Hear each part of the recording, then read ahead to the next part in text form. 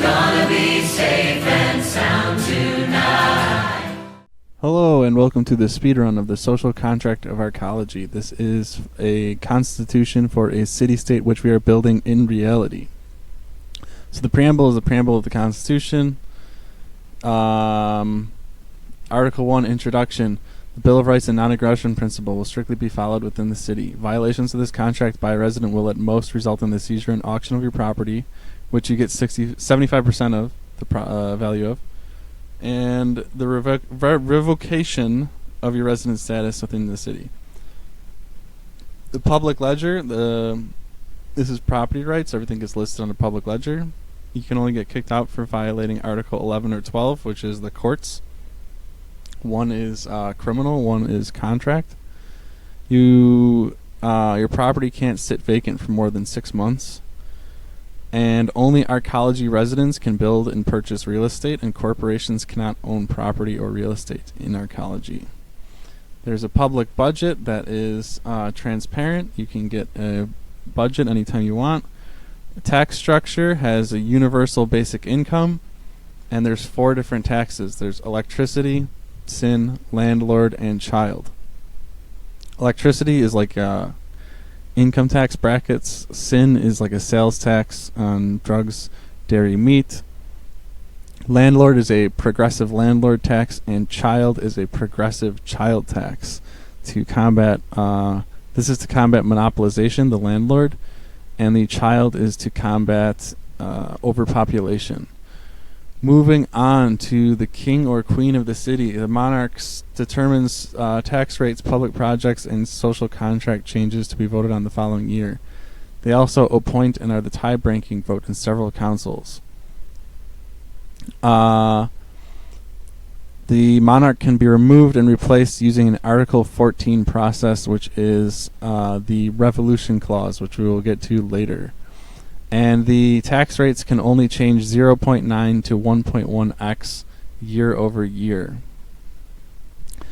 Anything that the monarch suggests must be approved by a residential election held every year on July 3rd. You need a 2/3 majority to approve tax and UBI rate changes, a 2/3 majority to approve large public projects, and a 5/6 majority to approve altering the contract. Now, this contract is law. There is no legislature. No one can write law.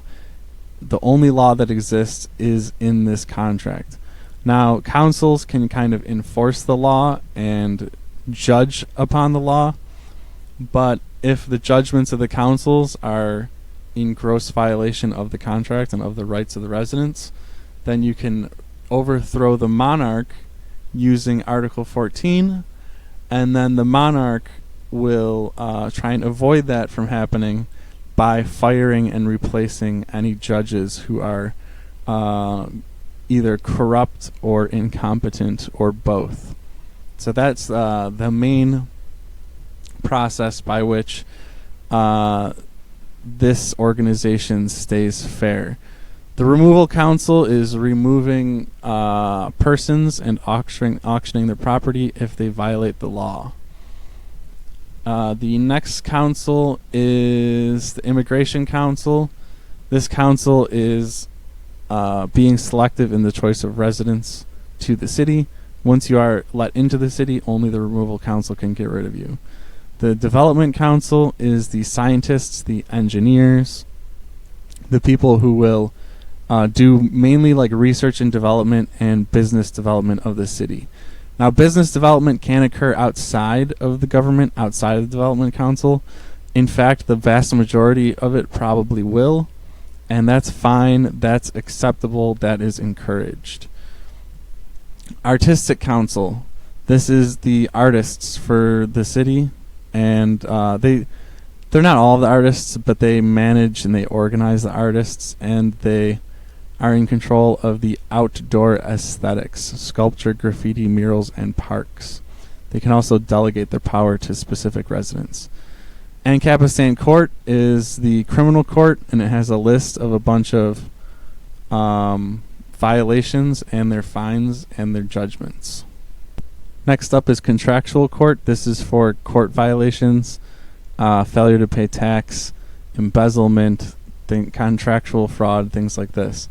And in both courts, you can request a trial by jury.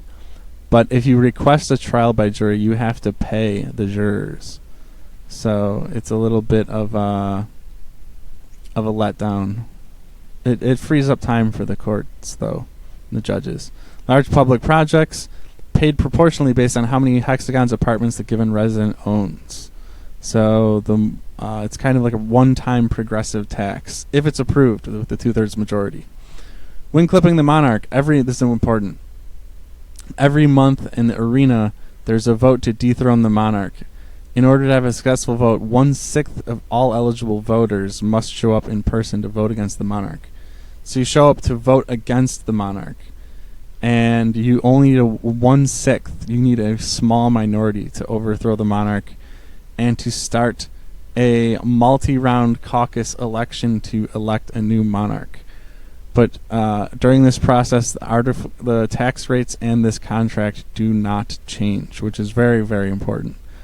Overthrowing the monarch only allows the new monarch to get rid of corrupt judges, to flush out all of the old corrupt judges from the system.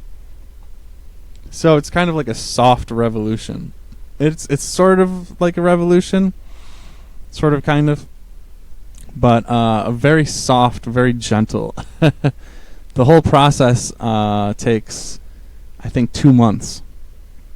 So you could have 6 peaceful revolutions per year in your city-state that has a population of as little as 10,000 with this document. Really, really incredible. It's really unique. I mean, let's talk about political sovereignty. Wow. Renters' rights, this is just for landlords. And there's a clause in there for a homeless shelter, temporary homeless shelter. Hexagon construction, development, and sale, I'm not really going to go into. Transportation infrastructure, there's 3 different roads. You have transit for speed, freight for weight, and freestyle for creativity. The freestyle is very slow. 20, 10, and 5 miles an hour are the respective speeds. Transportation hexagons, these are where the roundabouts and the elevators are. The top floor of the transportation hexagons is able to be leased by residents and businesses, and the hexagon itself remains under city ownership for obvious reasons. You can't allow people to collect tolls at every traffic intersection or something. A libertarian economy means no enforcement of or adherence to federal income tax, federal tax regulations, or any other gross violations of Article 1, Section 8 of the U.S. Constitution, such as the necessary and proper clause. We only allow the use of gold, silver, Bitcoin, barter, and other cryptocurrency for trade within the city. No fiat. Public school will not be allowed in Arkology. This social contract also does not create or allow a monopolization of police, arenas, utilities, or freight logistics. Any taxation of Arkology residents, excluding the Article 4 tax structure, is strictly illegal. Last but not least, be excellent to each other. The success of any society is determined most of all by its participants. Honor, integrity, kindness, and overall good character will be the deciding factor in Arkology's quality, longevity, and prosperity. Without a sense of creativity, vitality, and shared goals, Arkology will likely descend into a 21st century trailer park. Without a sense of cooperation, respect, and community, Arkology will likely descend into a 21st century dystopia, worse than the one we are fleeing from. We have the unique opportunity to start from scratch. Don't let the slow creep of evil overshadow the good which we all strive to create together. Isn't that the truth? Everyone's striving to create good. And this is a really unique process that gets rid of the legislature, which is the big one. It gets rid of the ability to write law, the ability to change tax rates without the approval of the people. The whole representative democracy thing is the problem, and that's exactly what is completely removed, entirely removed from this document, and is what makes this document such a beautiful, beautiful alternative to what we have now. The tax rate system is so unique. You really have to check it out in the video description.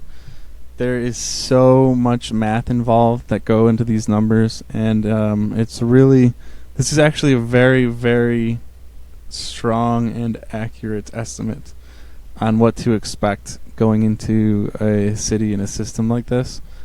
And also, I will include in the video description the actual document itself in PDF form. It's a little bit easier to read than this artistic parchment style, but it's just really exciting, and you're gonna love it. And I'm imploring you all to dig in to this idea, to this concept, real thoroughly, because this is where the rubber hits the road. New contracts, new social contracts is the way forward for a society, because the social contract is the society itself. This is what the society is. So by rewriting the law, by rewriting the social contract, by dreaming up and understanding a new social contract, you can create new societies, new psychologies, new organizations, and new ways of living that you previously didn't think were even possible. And that's just really exciting to me. It should be really exciting to you. And I just want to throw out my blessings for the future, for everyone listening. And we really have a shot at this. We really have a shot at a glorious new dawn through the power of the written word. As they say, in the beginning, the Word was God, and the Word was with God. And it was good. I hope you're pretty happy with this.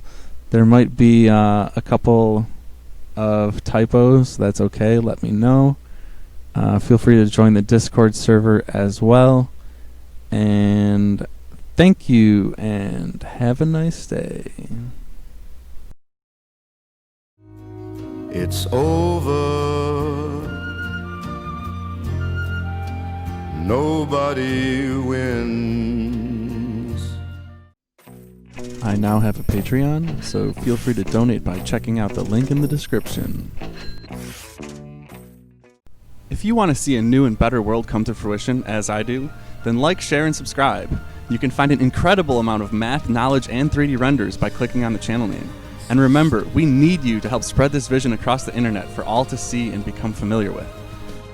Let us build this new world together.